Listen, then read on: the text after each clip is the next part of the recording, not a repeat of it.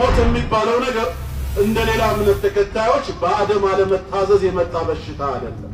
ሰይጣን ያመጣብንም ነገር አይደለም። የኃጢአት ውጤትም አይደለም።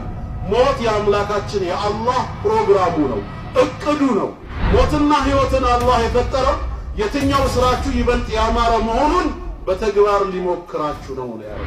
አደምና ሐዋ አለይሂም ሰላም አትብሉ የተባሉትን የዛፍ ፍሬ በሸይጣን አሳሳችነት ወስደው ሲበሉ በወቅቱ ነበራችሁ እንዴ?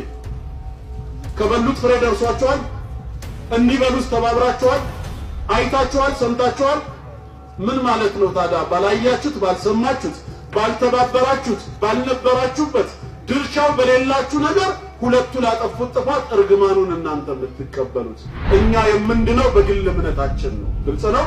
ከአባት ወደ ልጅ የሚተላለፍ ዘላለማዊ ድህነትም የለም፣ ዘላለማዊ መርገምትም የለም።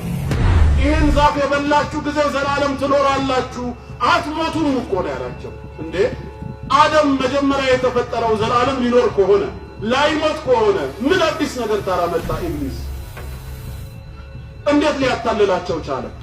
ምክንያቱም መጀመሪያ የተፈጠሩት ለዘላለም እንዲኖሩ ነው ብለን ካመንን ኢብሊስ ምን የሚያታልልበትን መንገድ አመጣና ይሄን የበላችሁ ጊዜ አትሞቱም ማለት። ባይበሉስ ሞት የሚባለው በአደም አለመታዘዝ የመጣ ከሆነ ከአደም ጀነት መግባትና መፈተን በፊት ኢብሊስ እንዴት አላህን ሰዎች እስከሚቀሰቀሱበት አቆየኝ አለ።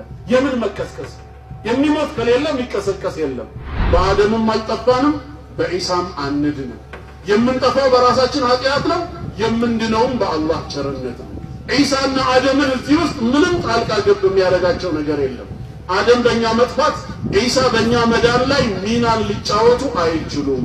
ዛሬ ምን ሞተው የምንሰቃየው መሬትን እሾክ የምታበቅልብን ትላንት ወላጆቻችን በፈጸሙት ኃጢአት ነው ብለው ከሰበኩን ከ2000 ዓመት በፊት ለኃጢአቱስ ዋጋ ተከፍሏል ትሉን አይደለም?